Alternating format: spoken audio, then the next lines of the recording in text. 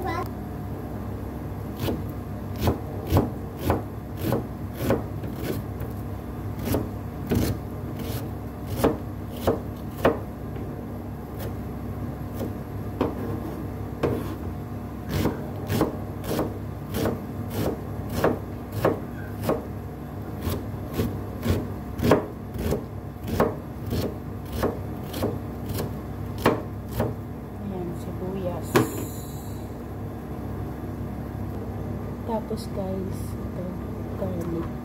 Ang ginagawa ko dito, inaano ko sa food processor. Food processor.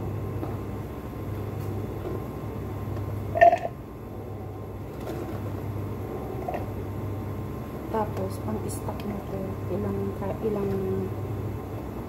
araw, ganun, hanggang sa maubos. Tapos, gagawa na naman ako.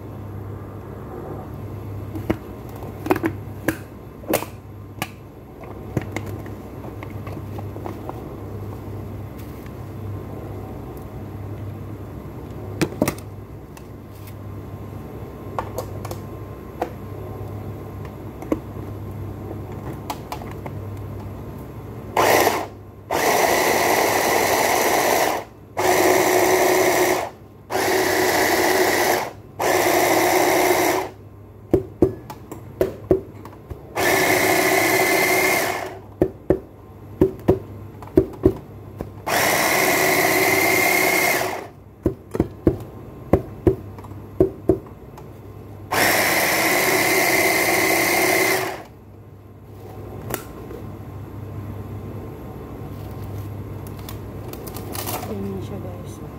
Ilalagay ko siya sa sa jar. Yan, ilagay natin siya sa jar.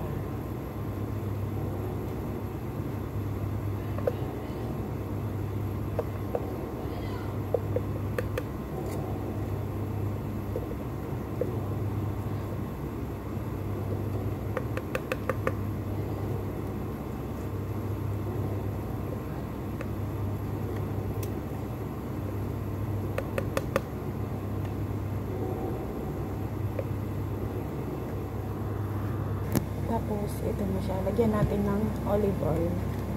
Olive oil para magtagal siya.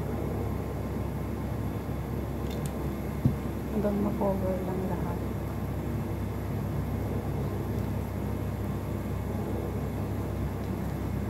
Hindi nagbabago yung kulay nito. Kahit ilang araw. Ito nga isang buwan ko nang ginagamit to, pero siya pa rin yung kulay niya sa loob, ubos na. Kaya gumawa ako ngayon ng bago.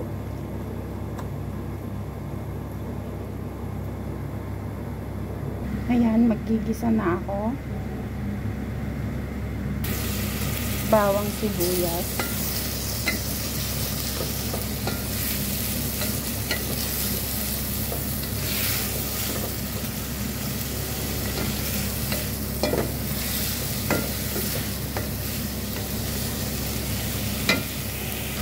Ayan, lagay na ako ng mga spices.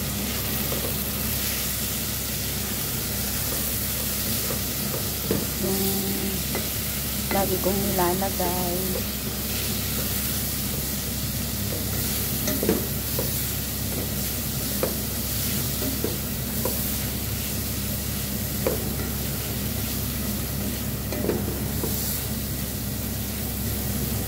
Yan, gisa-gisa siya. Ganyan ako magluto. Ginigisa ko yung spices. Para hindi siya kasi pag hindi mo ito ginisa, nilagay mo lang siya pag naluto na yung mga ingredients, hindi mo siya ginisa. Amoy siya, iba yung amoy pag hindi mo ginisa. Ayan, pati yung tomato paste ginigisa ko rin. Basta ito lang yung way ko kong magluto. Ginigisa ko yung tomato paste. Ayan. Pag nagisa-gisa na, ilalagay na tong meatball.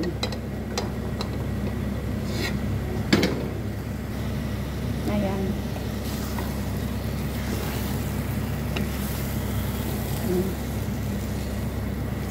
Ayan, ginigisa-gisa ko. Hindi yan sunog guys, brown lang, brown.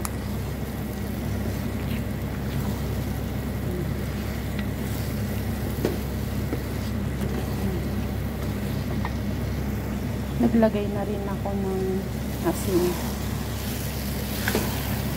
Ayan. Gisa-gisa lang konti. Ayan, okay na yan. Tapos ilagay ko na tong na blender na kamatis at saka bell pepper. Ayan. Tantahin mo na rin yung sauce mo kung tama sa'yo. Ako tanta-tanta lang. Ayan. Ito kailangan pang dagdagan ng tubig. Ayan.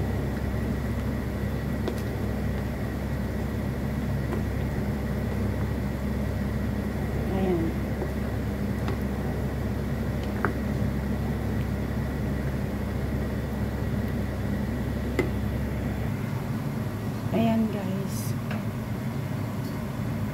Okay na to. Okay na siya.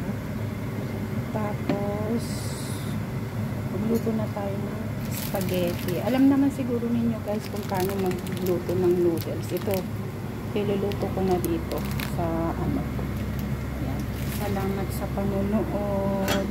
Ito yung tubig na niya. Salamat sa panonood guys. Hanggang sa susunod na video. Bye bye.